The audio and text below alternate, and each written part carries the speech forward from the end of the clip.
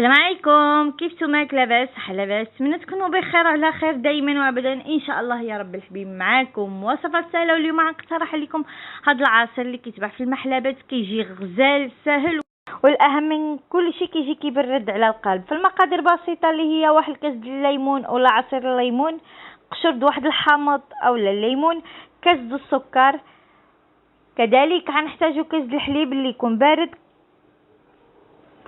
و سكر حامض اولا سالاس دي فروتا كيتسمى، فهو واحد كتره صغيره، ولتر ونص د الماء بارد. فاذا ما كانش بارد ضروري ما ندخلوه يبرد للاقل واحد 2 سوايع باش كيعطي ديك المذاق مزيون.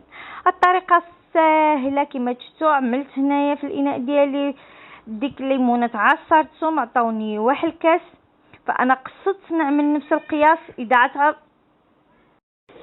فاذا عتعبروا بالكاس مثلا او كاس العنبه اللي معروف عنها في المغرب، فعملوا كاس د الحليب، كاس د الماء، وكاس د السكر. دائما كاس السكر كنقول لكم كاس السكر باش تبداو بديك كاس السكر، ولكن كيبقى على حسب الذوق كل واحد. وهنا السكر حامض، ما عرفاش واش عنده شي اسم بالاسبانيه كيسميوه سالس دي فروتا، اللي كيتباع في الميركادونا، تقدروا تجبروه.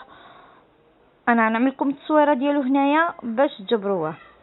فانا عملت الحليب،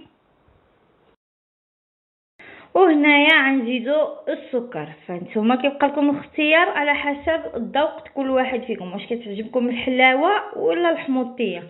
فانا بالنسبه لي ديك الكاس السكر اللي زيت فهو كافي. فكما قلت لكم انا عملت كاس الحليب، كاس السكر، وكاس العصير د الليمون. فانتوما اذا عندكم ميزان تقدروا توزنوا 120 غرام 120 يعني 120 غرام السكر، 120 د الليمون، و 120 د الحليب.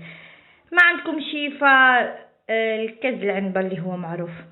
صافي انا جاني هنا قيسو، جاني باقي خصو شي حاجه د الحموضيه، فزيت له ديك السكر حامض. كذلك غنزيد نعمل له ملون اصفر، يعني ملون صفر، حيت جاني بيض بزاف وقلت جاني باهت، قلت نزيد له صفوريه صافي. فهذا كيبقى اختياري وصافي.